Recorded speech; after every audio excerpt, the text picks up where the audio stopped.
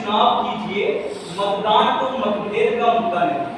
मान्यवर, किसी लोकतांत्रिक देश में चुनाव अत्यंत महत्वपूर्ण एवं अनिवार्य प्रक्रिया है, परंतु चुनाव की निरंतरता ही चुनाव की महत्वता, प्रामाणिकता एवं प्राथमिकता स्वतः हल कर देती है।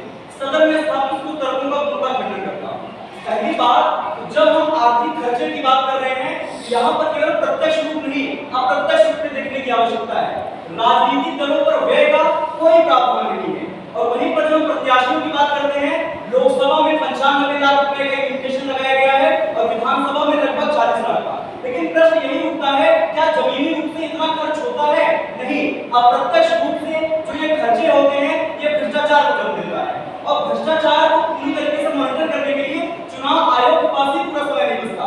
यही पर मान्यवर, जब एक देश के चुनाव लागू करने की बात करते हैं, 1998 इंद्रजीत गुप्ता की कमेटी की रिपोर्ट देख सकते हैं, या 1999 विधि आयोग की रिपोर्ट में ये स्टेट फंडिंग की बात की गई। स्टेट फंडिंग का अर्थात ये हुआ कि चुनाव में जो व्यय हो रहा है उसका खर्च जो होगा राज्य करेगा। इससे फायदा क्या होगा? इससे जो चुनाव में भारी तौर पर भ्रष्टाचार हो रहा है वो कम होगा।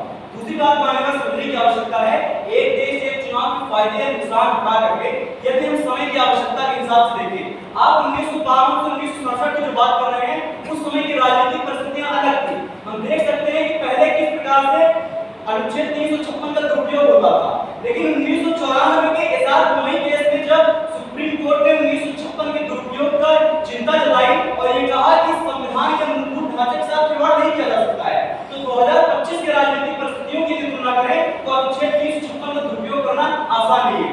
दूसरी बात मान्यवर, प्रतिपक्ष द्वारा कहा गया है कि जो मतदाता होगा वो लोकसभा और विधानसभा में एक ही राजनीतिक दल को चुनेगा। मान्यवर, दिल्ली सबसे बड़ा उदाहरण है कि 6 महीने के अंतराल पर लगभग जो विधानसभा लोकसभा के चुनाव होते हैं, 2019 के लोकसभा चुनाव में जहां भारतीय जनता पार्टी ने 7 की 7 सीटें जीती, वहीं पर हम देख सकते हैं कि प्रचंड बहुमत की जीत आम आदमी पार्टी की विधानसभा में हुई। यानी कि मतदाता पूर्णतः सक्षम है कि वो अपने प्रत्याशी को किस प्रकार से चुने। तीसरी बात मान्यवर, आज हम 2030 में सतत कोशिकीय विकास के लक्ष्य पूरा करने की बात करते हैं। यहाँ पर देख सकते हैं कि 2019 के इलेक्शन में लगभग 5000 टन कागज का उपयोग केवल मतदाता सूची में खर्च हुआ था। जब आज हम विकसित भारत का लक्ष्य रखते हैं और वर्तमान में इस प्रकार से पर्यावरण की वरीयता देने की बात करते हैं, इस प्रकार से दुरुपयोग हो रहा है, तो ये नहीं कह सकते हैं कि एक देश एक चुनाव की आवश्यकता नहीं है। एक देश एक चुनाव की आवश्यकता ही नहीं, वर्तमान परिस्थितियों में अनिवार्य है।